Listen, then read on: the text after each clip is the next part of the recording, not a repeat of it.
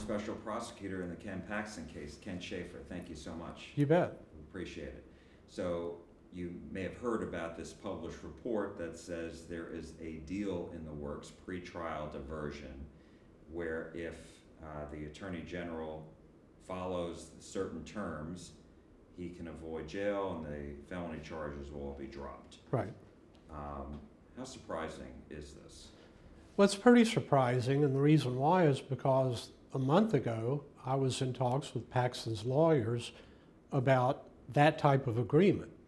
And my then co-counsel was adamantly opposed, claiming that no, this case must go to trial. So I'm kind of surprised to hear that now it's getting resurrected. And under this deal, he won't serve any jail time.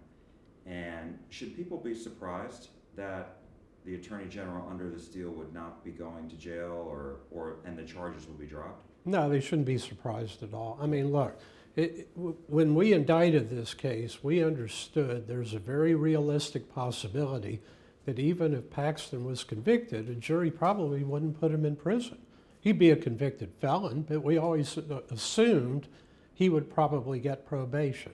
And the reason why is that typically, especially in larger counties like Harris County, even Collin County, Dallas County, Travis County, most of the time for a first offender on a nonviolent offense, juries are going to give probation unless there's something particularly heinous about the case. Well, the case we were going to trial on first was failure to register as a security advisor representative, which is a regulatory violation. It's criminal, but it's a regulatory matter. Nobody lost money.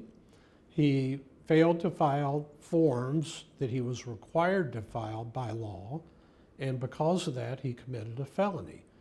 But that's one of those things that I think, you know, we always assumed a jury would think, well, nobody was really harmed. It is a criminal violation, so let's give him probation. Let's not put him in prison for that. So we kind of assumed from the beginning that the likelihood of prison was slim. And what about the other securities fraud charges? Securities fraud is a little different, but that case has changed over the years. How so? Well, number one of the complainants died. There were two separate securities fraud charges.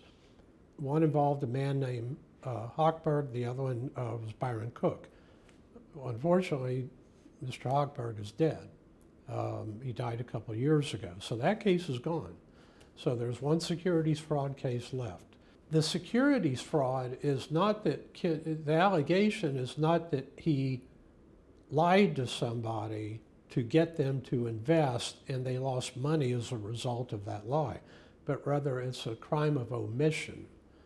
And that means that he failed to disclose something that we contend he's legally obligated to disclose. And had he disclosed that, there's a chance that the person would not have invested their money. What was the disclosure? That he was getting a commission off of investment. So he was, in essence, going to his friends, touting an investment, telling them what a great opportunity it is to get involved, that they really needed to invest in it. Well, they agreed to invest. They did. What they didn't realize is he wasn't also investing, as he had in the past in their joint deals, but rather he would get a 10% commission off every dollar they invested. So he would get shares of stock every time they would purchase stock. And, you know, at least one, Byron Cook and Mr. Hochberg both, said, had we known that he wasn't investing his own money, but instead he's making money off of our investment, there's no way we would have done it. So that's fraud by omission. So in the scheme of things, you know, you have to think about what would a jury do if he's convicted. They might find, yeah, he's guilty and convict him, but then they have to look at what's appropriate, prison or probation. Do we give him another chance and put him on probation, where as long as he, you know, has good behavior, he won't go to prison? Or do we go ahead and just incarcerate him right now? There's a lot of argument as to why probation would probably, you know, be given out by a jury, and we can look and see what juries typically do in cases like this. And so, you know, I think there's a substantial likelihood that had he been convicted of the securities fraud, or the regulatory offense, there's a pretty good chance he would have walked away with probation. So let me ask you, because a lot of people on social media are saying this is favoritism. He's getting a special deal. You're saying that's not true. It's not an unheard of deal, and it's relatively common. I have a number of cases. First offenders of a certain age, never been in trouble, they've worked their whole life, and we have pretty good arguments as to why they should get pretrial diversion, and typically they do. So it's a high profile case, but if it was a lawyer, if it was a stockbroker, if it was a bus driver, a school teacher, pretrial diversion would probably be the first thing that the DA would offer. I think people may be surprised because this case has gone on for 9 years. Why would a case be allowed to go on for so long if he wasn't going to be, if this deal was the most likely scenario, do you think? Well, this deal wasn't always the most likely scenario. I mean, along the way, there were a lot of twists and turns. There were a number of writs that Mr. Paxton filed to have the case dismissed, and he lost, but then he appealed to the Court of Appeals. Well, that took an extra 1 year plus to get resolved.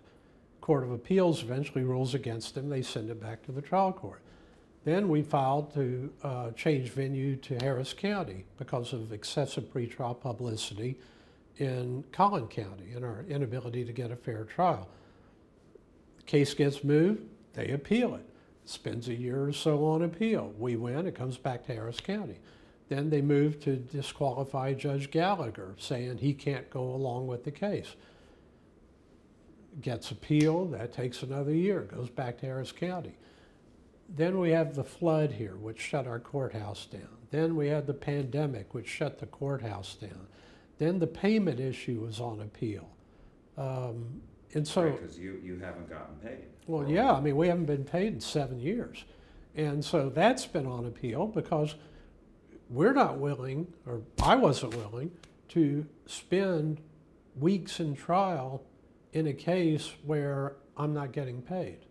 That wasn't the agreement I had with the judge who appointed me in Collin County. And so the whole pay, it's still in the Court of Appeals now as to whether we get paid or not.